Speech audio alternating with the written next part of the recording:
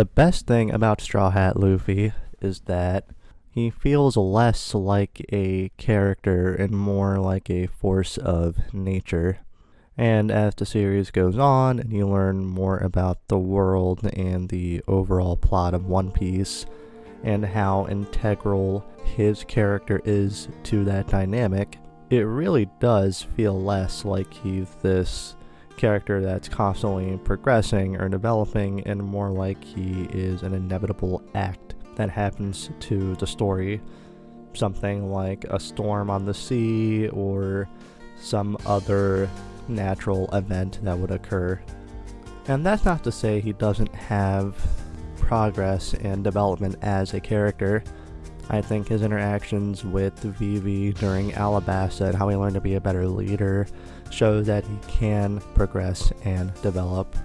And during Whole Cake Island, when he had his battle with Katakuri, that also shows that he can develop and progress only as a fighter as well. And I think it's important to note that he's written differently than other Straw Hats or other main characters in the story. Other main characters meaning, the other Straw Hats or like the princess of the arc or something or other. He immediately knows what his goal is when he gets to that island and a problem starts to develop. He knows his goal is to essentially fight the big bad and move on with the story. And even now, to this point, we're still learning about this character. We still don't know what his true dream is. And we're still learning that he's now most likely a part of this prophecy with the sun god Nika thing going on and all that. And that's when it starts to feel like he's this, force of nature. And I think that's an interesting way to relay and tell a story, especially something as long as One Piece, going on for 20 some years now at this point. And I think that's an interesting way to write the story as Oda has done. He uses Luffy very deliberately in such a way. He doesn't use him as a hero or anything like that. He is more so this thing that happens to the story.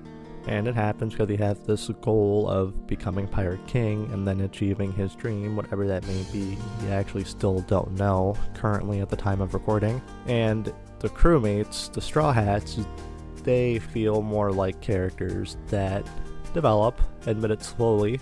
They develop very slowly, but they do develop, they do change, they do grow, and they feel more like characters as opposed to this force of nature thing that happens to the story. And it's very entertaining to watch and see the reactions that happen throughout the story, throughout the world events, and the post-arc climaxes and things like that as well, because it's like they're reacting to an earthquake or a tsunami or something that had this massive change on the world. And I think characters that don't get enough acknowledgement are just like the bystanders and people in the background that react to the news, and they're just watching things happen, and oftentimes they'll do the job of announcing things in the Marines or people in the town square or whatever during the arcs like Alabasta or Dressrosa or something like that. And I think it's very cool how Luffy was essentially this thing that people react and have to acknowledge. So yeah, the best thing about Luffy that he feels less like a character and more like a force of nature. And yeah, this is just a little thing I want to get off the top of my head. Maybe I'll talk more about the arcs and stuff in the future. Been a long time One Piece fan, and figures to get something out there in the void of the internet. Thanks for watching.